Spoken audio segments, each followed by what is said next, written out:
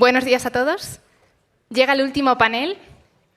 Este panel vamos a estar hablando, yo creo que ha sido uno de los que más interés había suscitado, y por alusiones.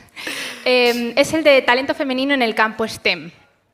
Yo soy Irene Martín y soy directora de Estrategia y Transformación en Opino, que es una consultora global de innovación. Ya repito como otros años, así que antes de nada quería darle enhorabuena a Lidia y a María por organizar de nuevo este congreso con un contenido tan potente y agradecerles también el contar conmigo de nuevo. Es un gran reto, como decía, ser el último panel. Es la guinda del pastel. Creo que hemos hablado de muchísimas cosas hoy y yo creo que ha salido mucho hablar de ciencia, de ingeniería, de matemáticas y cómo esto influye también en la brecha que tenemos actualmente. Este panel va a ser bastante conversacional y vamos a tratar de recapitular también o de responder algunas de las cosas que han surgido al día de hoy y que quizá en el momento no hemos podido preguntar o contrastar. Antes de dar paso a presentar a quienes me acompañan hoy, que son las importantes de este panel al final, quería hablar brevemente o dar un pequeño contexto de por qué es importante dar visibilidad a este panel hoy.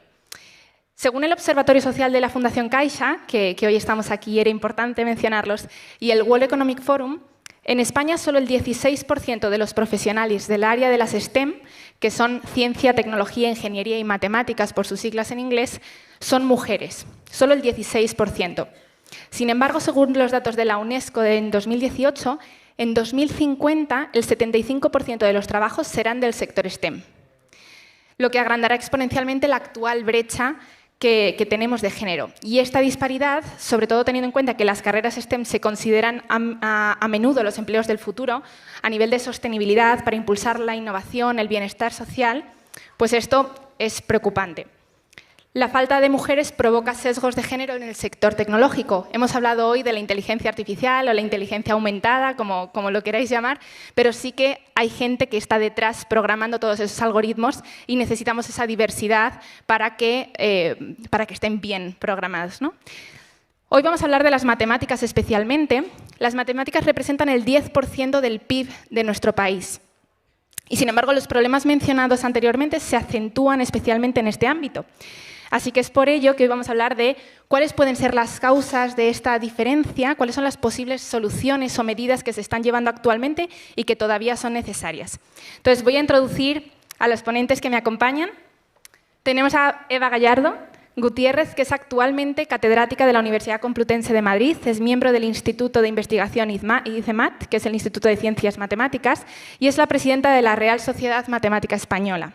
Además, Eva es miembro de diversos consejos editoriales y es coautora de más de 60 artículos de investigación.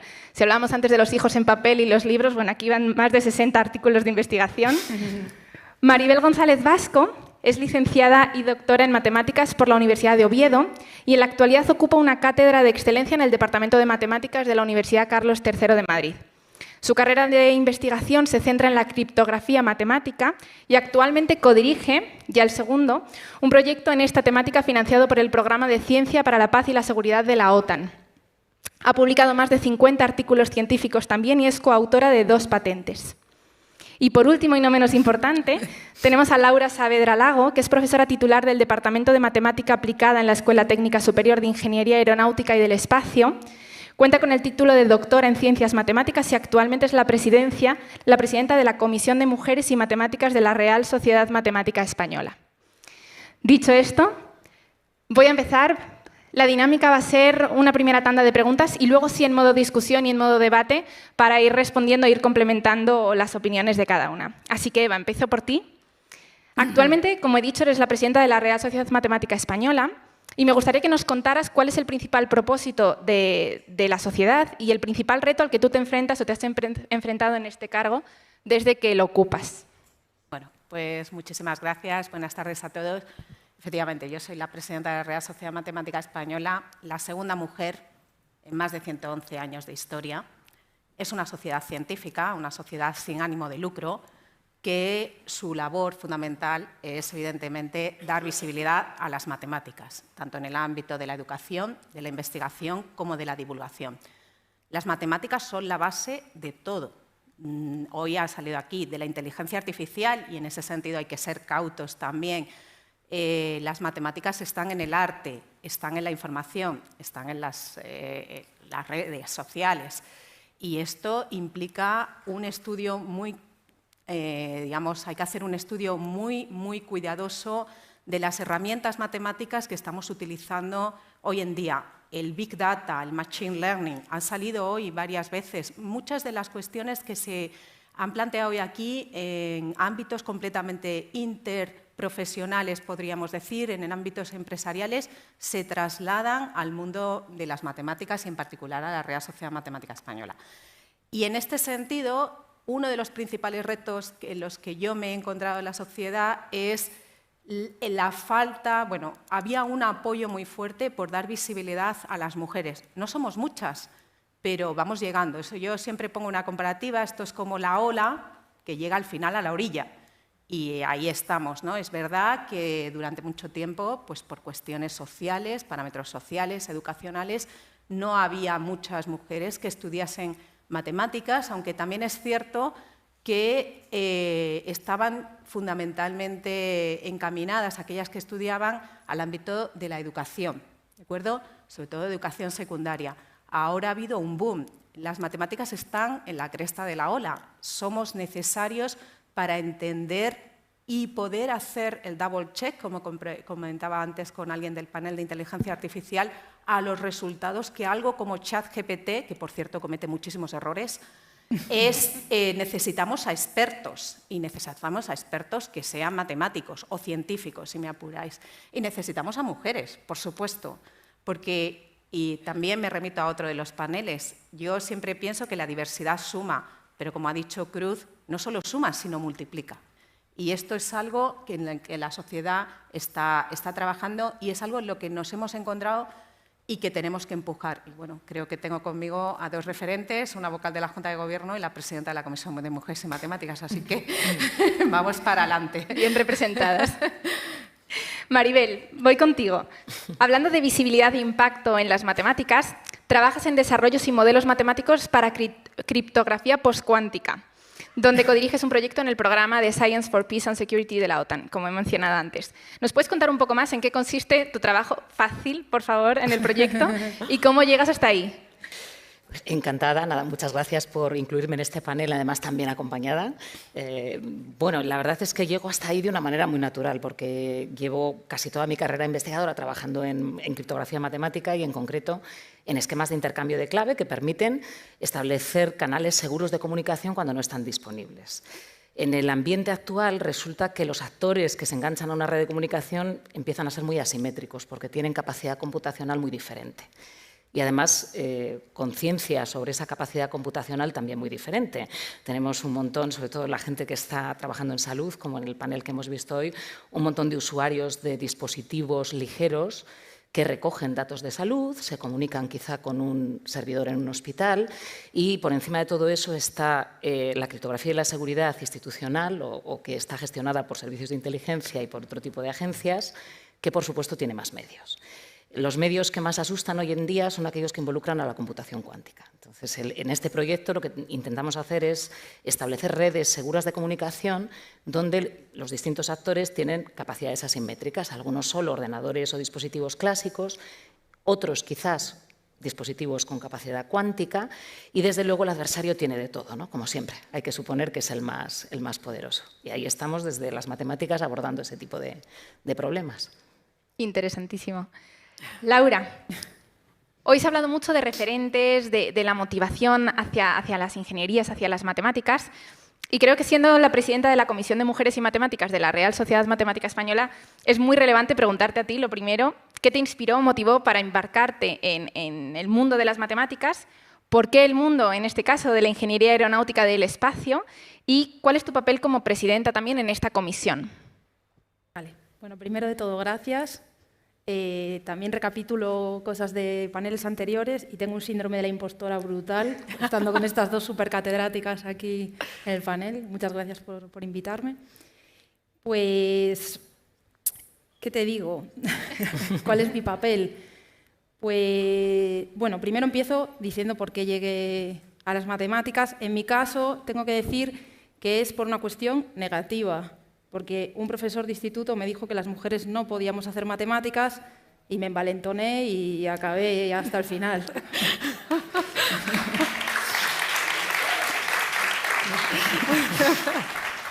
Porque su razonamiento era que teníamos inteligencia intuitiva. No sé si es parte de esto de las emociones o algo así, no lo sé qué significa todavía.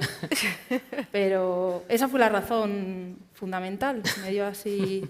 Llevar la contraria. Sí, y nada, cuando estaba acabando la carrera, bueno, en Santiago de Compostela se dedican mucho a la matemática aplicada a la industria. Y entonces empecé a hacer la tesis sobre problemas de combustión para analizar cómo se quemaba el carbón nuevo que traían a la central térmica de As Pontes. Es una central térmica que está en Galicia, no sé si la conocéis, pero... Y se acabó el carbón de la mina, cambiaban el carbón y hacer ensayos era algo completamente inviable. Entonces, ¿por qué no probar con simulaciones en el ordenador?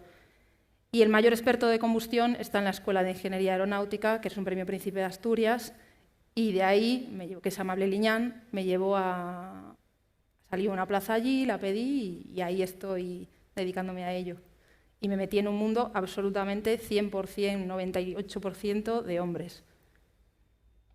¿Y ahí tu papel actual? Y ahí, perdona, sí. Mi papel actual, quiero pensar en positivo, ¿no? Y lo que me gustaría es, dado que yo no lo tuve al menos, que las nuevas generaciones tengan referentes.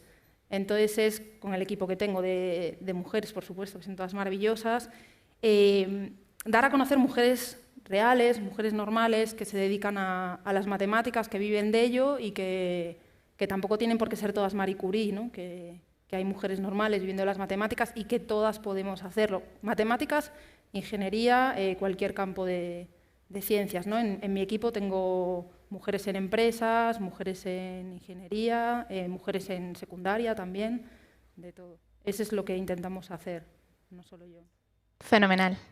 Bueno, hablando entonces de referentes, y vamos a pasar entonces a un poco a indagar o a conversar, esto ya sí en modo debate. Hemos dicho que las mujeres, según los datos, o no optan o no eligen o se atreven menos con este tipo de asignaturas a nivel de matemáticas o en el ámbito de las carreras STEM. ¿Por qué creéis que es esto? ¿Y habéis visto un avance, un retroceso también desde vuestra perspectiva en los últimos años? O sea, primero sobre todo las causas, ¿no? ¿Qué motivos creéis que produce esto? Y aquí la que se lance primero. A ver, bueno, no sé. Sí, evidentemente lo que ha dicho Laura es completamente cierto. La falta de visibilización de referentes, ¿no? O sea, hay muy pocas mujeres, ya digo, cada vez vamos siendo más. También es cierto, ahora mismo, por ejemplo, y lo comentaba no hace mucho también en una entrevista, el doble grado de matemáticas y físicas a nivel nacional es ahora mismo la carrera con nota de corte más alta, estamos teniendo la EBAU aquí en la Comunidad de Madrid, pero en todo el territorio nacional, y está en 13,8 sobre 14 esencialmente. Conforme se ha elevado el grado digamos, la competitividad asociada a este doble grado, con tasas de empleo del 100% de los chicos, ha descendido considerablemente el número de estudiantes que son mujeres. Esto es algo que nos tiene que hacer reflexionar y, evidentemente, yo parto de la hipótesis, porque esa no puede ser, es la falta de capacidades, porque si lo comparas con otros grados de notas de corte similares, como puede ser el grado de medicina, más del 60% del estudiantado son mujeres. Entonces, desde luego, algo que está en la base, también salía en algún panel. La parte educacional, creo que lo comentaba Xavier, la parte educacional desde el inicio de la educación infantil, primaria, esto es fundamental. Hacerles creer lo que decía un poco Laura, ¿no? El síndrome de la impostora. Esto en ciencia es nuestro día a día. Nosotros es el efecto Matilde que le llamamos, ¿no? O sea, pensar que has llegado pero que no mereces estar o que bueno, estás casi por casualidad porque ha habido una conjunción de astros. es muy, muy común en nuestro ámbito, en todos los ámbitos científicos, pero en particular en el ámbito matemático. Yo creo que hay que hacer un esfuerzo, y el esfuerzo tiene que venir desde la base, con un pacto además por la educación en este país, que es fundamental, y que implique la necesidad natural, porque esto es una cuestión, como decíamos hoy, de talento, entre comillas. Yo nunca podré ser médico porque me da pavor la sangre, ¿no? O sea, me genera, pero es una cuestión de vocación, de talento, y en el sentido hay que promocionarlo. O sea, yo creo que esta es una de las... Maribel, ¿qué opinas? Cuestiones. Pues claro, no puedo estar más que de acuerdo. La verdad es que necesitamos toda la mano de obra que esté disponible, máxime quizás en el ámbito en el que yo me muevo, en el que hace falta gente experta, con vocación, capaz de trabajar en colaboración con otros científicos, porque hacen falta matemáticos que colaboren con ingenieros, con informáticos, y que además se introduzcan en áreas que efectivamente están muy masculinizadas, porque el ámbito de la defensa no es especialmente atractivo para las chicas más jóvenes, pese a que en criptografía a nivel académico hay mucha gente. Es cierto que cuando nos movemos a un entorno en el que hay una aplicación, por ejemplo, militar, el número de mujeres desciende muy rápido, ¿no? Y es... hasta cierto punto es razonable, pero si uno mira, por ejemplo, la evaluación histórica, es hasta llamativo, porque en las agencias de inteligencia siempre ha habido mujeres, en todas las guerras a lo largo de la historia, ¿no? Más que nada porque, sobre todo, no se le daba a una mujer jamás un fusil para ir al campo de batalla, ¿no? Entonces era una labor muy femenina. Cuando se junta con la tecnología, parece que se desfeminiza. Y eso es chocante, ¿no? Más referentes, menos estereotipos negativos y dejar de demonizar cosas como la ambición o la competitividad, que yo creo que a nuestras niñas son conceptos que deberían dejarles de resultar pavorosos. Yo creo que en el panel anterior ha salido el tema del propósito, ¿no? No tanto la ingeniería, sino para qué, que era una de las cosas muy interesantes también. ¿Laura? Bueno, nos preguntabas un poco por cuáles son las causas, ¿no? Y yo creo que son infinitas. O sea, yo creo que directamente desde que somos pequeñísimas nos están bombardeando con que no puedes. O que no es algo, que es algo, la tecnología, la ciencia, es algo que las mujeres no hacen y punto. O sea, desde que somos bien pequeñitas.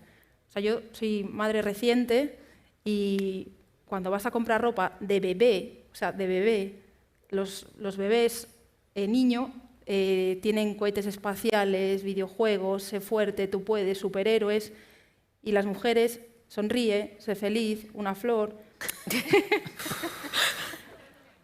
O sea, el mensaje empieza tan temprano que atajarlo y solucionarlo me parece una tarea súper difícil, más allá de referente. O sea, es que yo nunca me había fijado en estas cosas hasta que empecé a comprar ropa y menos mal que es un niño, porque me iba a enfadar muchísimo todo el tiempo.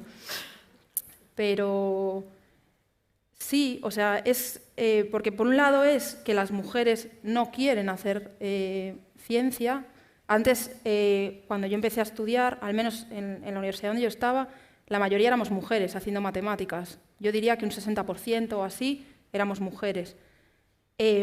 Porque estaba enfocada a la educación, ¿no? Y dentro de los cuidados, lo que mencionaban antes, ¿no? Y yo me resisto a creer que haya que enfocar ahora las matemáticas y las ciencias, enfocarlas a los cuidados para que las mujeres vuelvan a sentir atracción por esto, ¿no? Sino como empoderar a las mujeres de que sí pueden hacerlo. Y hablando con profesoras de secundaria, nos cuentan muchas veces, al menos en la comisión, que el principal problema de las niñas es que creen que no pueden, no tienen esa... ¿no? O sea, lo ves con los exámenes tipo test o algo así, un hombre siempre contesta, siempre. Y una mujer, si no sabe, y lo mismo para un puesto de trabajo, yo si no cumplo todos los requisitos no me presento ni de broma, ¿sabes? Y al hombre le enseñan a, ¿y por qué no? Voy a probar y eso está bien, o sea, hay que aprender de esa parte, ¿no? Yo creo que eso, igual que se comentaba antes, de que habría que educar a los hombres en las emociones, igual quitarlas un poquito de las mujeres y ponerlas también en guerra, ¿no? En pie de guerra, decirlo así y tal, estaría... Un poco esa competitividad, ¿no? Esa visión...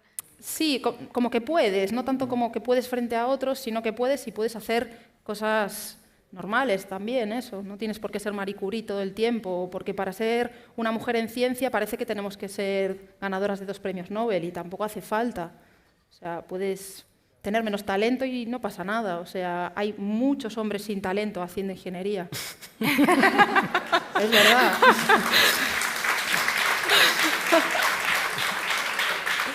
Muchos con talento también, ¿eh? No quiero decir que no. A las mujeres no se nos permite no tener talento, yo creo.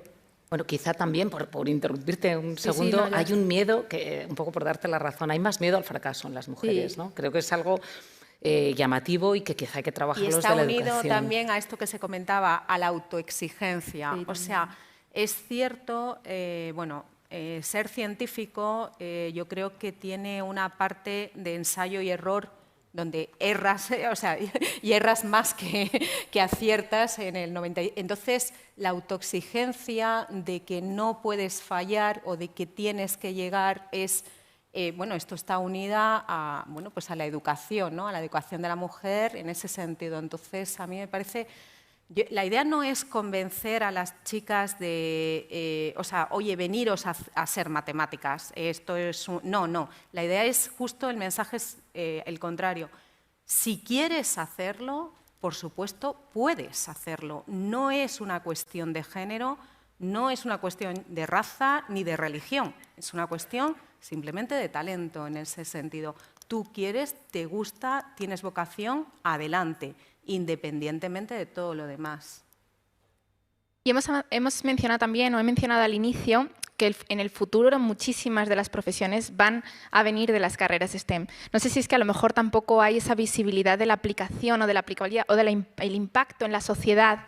¿Creéis que se ha ido ganando, se ha ido dando visibilidad al impacto que tiene este tipo de carreras luego en los trabajos, en las profesiones? Porque has hablado de vocación, ¿no? Esa vocación...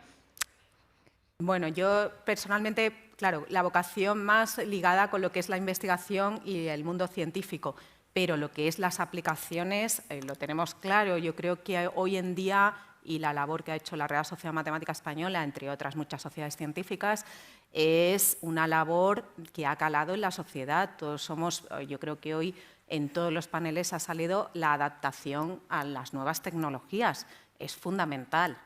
Y las matemáticas es el lenguaje, o sea, es la base. Y es lo que decía antes, muchas de las outputs o del ChatGPT o de muchas otras, tienes que tener a un experto, porque muchas veces son erróneos, ¿no? O sea, que yo creo que la necesidad está por descontado, o sea, no solo de cualquiera de las ciencias, ¿no? O sea, que en ese sentido, a mí no me parece que no haya, por parte de la sociedad, la convicción de que somos necesarios, o sea, o de que son necesarias, al contrario. Creo que la parte que falla, entre comillas, es que crean que las pueden desarrollar haciendo conciliación con una vida estándar o normal o a donde quieras llegar, ¿no? Sí, yo estoy completamente de acuerdo. Además, añadiría algo más. Yo, claro, tengo una visión particular porque hago matemáticas en un entorno en el que hay pues, muchísimos ingenieros o muchísimos científicos de otras disciplinas y ahí creo que tan importante como tener un matemático que se preocupe del formalismo y del rigor, muchas veces es tener gente muy diversa y entre ellos tener una visión femenina que pues, en ciertos momentos sea diferencial a la hora de generar una dinámica de trabajo agradable, generar una dinámica de trabajo constructiva, competitiva de una manera sana y por eso yo lanzo el mensaje de que hacen falta matemáticas y hacen falta no solo la ciencia, sino las mujeres matemáticas en muchos entornos. Para lo que nos enfrentamos, inteligencia artificial, ciberseguridad, todo lo que tiene que ver con el mundo de los datos, sin el formalismo de los matemáticos y sin los talentos añadidos de las matemáticas, creo que vamos a salir perdiendo. Enlazamos entonces con las soluciones. Ya creo que tenemos más o menos identificadas causas o motivos. Soluciones. Lo primero, también, Eva, lo mencionabas, ¿qué está haciendo la RESME para promover esta visibilidad o este talento? ¿Qué más hace falta, ¿no? ¿Qué creéis que hace falta para fomentarlo? Laura. ¿Yo? Vale. Bueno, yo sí creo que, como al hilo de lo que decían mis compañeras, que este boom de nuevas aplicaciones deja claro la necesidad de las matemáticas, pero todavía, al menos la gente que yo veo o que me rodea más, identifican al matemático masculino o al programador masculino como alguien que está delante del ordenador comiendo pizza, ¿sabes? Como el friki, Sótano. sí. O las películas de matemáticos son Alan Turing, el de Una mente maravillosa, gente que, ¿sabes? Hombres y bueno, raritos, no sé, ¿sabes? Por decirlo así, torturados, almas torturadas. Eso es cero atractivo también para las mujeres, ¿no? O para, bueno, sí, para las mujeres. Esta sería una de las soluciones, ¿no? Empezar a mostrar otro tipo de gente haciendo ciencia, gente diversa, mujeres.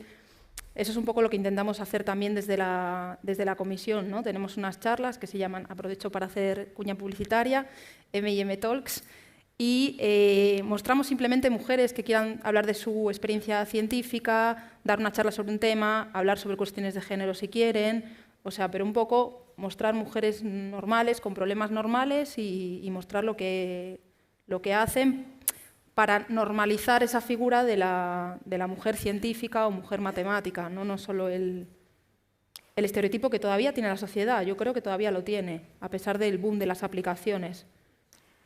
Y eso, por eso quería que contestara, es parte de una de las acciones fundamentales de la Real Sociedad Matemática Española. La Real Sociedad Matemática Española cuenta con más de 11 comisiones y una es una comisión que se llama Comisión de Mujeres y Matemáticas. Y esto, o sea, el asunto es hacer llegar la posibilidad. Tenemos, evidentemente, comisión de divulgación, comisión científica, comisión profesional, pero hacer llegar que normalizar un poco esta imagen de persona, digamos, friki, que realmente está interesada en las matemáticas, porque no es verdad, o sea, es verdad que, bueno, pues somos quizás un poco especiales, eso no lo dudo en cierto sentido, pero también es cierto que, bueno, pues tenemos preocupaciones. La parte de la conciliación familiar es muy importante y en el desarrollo de una trayectoria investigadora lo es porque, bueno, pues es mucho más lenta. También en la parte de la trayectoria empresarial, ¿no? O sea, y yo conozco a médicos que también tienen una trayectoria. O sea, que la parte de la conciliación está ahí, pero creo que es un denominador común para todos, no necesariamente para los que nos dedicamos a hacer matemáticas. Pues yo reafirmo que la labor de RESME es esencial, ¿no? A la hora de visibilizar mujeres, además mujeres que se alejan extremadamente del estereotipo del matemático encerrado y fuera del mundo, como las que hoy están aquí conmigo. Y luego, bueno, la acción en la infancia es muy importante. También RESME está muy encima de programas o de eventos como las Olimpiadas Matemáticas, donde se pelea porque las niñas normalicen las competiciones de matemáticas, se sientan a gusto, se vean incluidas, vean profesoras que están acompañándolas, que las animan y bueno, empiecen a darse cuenta de que es un mundo muy distinto al que nos retratan a veces las películas, ¿no? y los cómics. En eso los físicos nos llevan ventaja, que el físico siempre es guapo y estupendo y vence al malo, y los pobres matemáticos al final son señores que acaban en un sótano viviendo, ¿no? en la oscuridad. Entonces, bueno, trabajemos por mejorar esa imagen, que creo que es lo que, desde luego, desde RESME se está haciendo, gracias a la labor de dos de las aquí presentes. Y próximos retos para RESME y en general, ¿no? Yo creo que también, teniendo la audiencia que tenemos y el alcance que estamos teniendo hoy, más allá de RESME, a nivel individual, particular, ¿qué podemos hacer? ¿No? Yo creo que con Marimel hemos hablado hoy en el descanso, en el desayuno también, que estábamos viendo, pero a nivel organizativo, por supuesto, y a nivel institucional, pero también a nivel individual, ¿qué podemos hacer para que esas niñas, esas adolescentes también impulsemos o lo fomentemos? No sé si es más difícil la pregunta, pero bueno, para cerrar.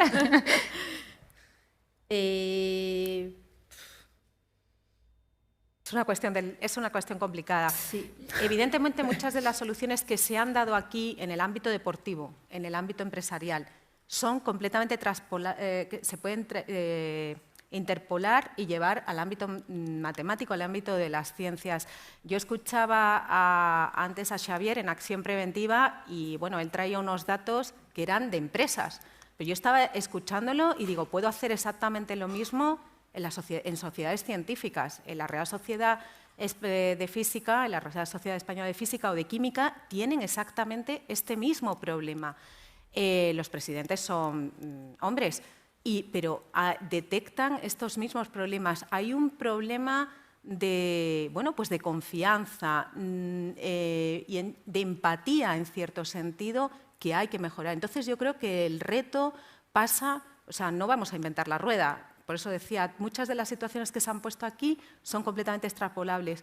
Tenemos que intentar hacer llegar este sentido del yes, you can. O sea, si quieres, puedes, pero además es algo en general, no solo en las sociedades científicas, sino en todo el mundo empresarial, el mundo político y el mundo científico, por supuesto. A nivel individual, que preguntabas también, a mí me gusta como comentaron en dos paneles anteriores a este, lo de tejer la red de mujeres. Eso me parece súper importante, y lo de ayudar a otras que llegan ahora, que están empezando pues, en mi campo, ¿no? En la investigación o algo así, y siempre intentar que no se encuentren con esos mismos obstáculos que nosotras hemos tenido, ¿no? O en los grupos de investigación, si yo estoy montando un grupo de investigación, considerar a mujeres, para un congreso, o sea, este tipo de acciones individuales que comentaron antes me parece muy interesante. Sí, yo con respecto a las jóvenes y adolescentes me encantaría tener la respuesta, porque tengo una hija adolescente y me importa mucho su visión y la visión de su entorno, ¿no? Que se vean con las mismas posibilidades que los chicos que tienen al lado y, desde luego, que no planteen cosas que yo a su edad no me planteaba, ¿no? Que a veces veo ese tipo de situaciones y me preocupa mucho que no haya un retroceso. A nivel individual, mi aspiración es, en los últimos años siempre, reclutar chicas que quieran trabajar conmigo y con mi grupo en el ámbito en el que trabajo, porque me cuesta bastante, aunque bueno, creo que es un ámbito muy interesante, pero a la que le gustan mucho las matemáticas, la parte ingenieril no le atrae tanto, el que esté muy masculinizado el entorno menos, y bueno, en eso sigo y voy poco a poco incorporando mujeres y espero seguir haciéndolo en la medida que pueda. Fenomenal. ¿Algo para cerrar? ¿Algún mensaje que queráis transmitir? Eva, aprovecha. Bueno, yo creo que la Real Sociedad Matemática Española está intentando hacer una labor y, bueno, aquí está el logo, ¿no?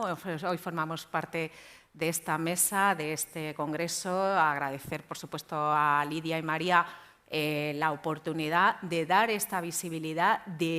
Es un granito de arena, pero yo creo que al final construiremos esa montaña a la que queremos subir, porque somos parte de la solución y tenemos que estar ahí. Fenomenal. Pues muchísimas gracias. Muchísimas gracias a todos. Un aplauso.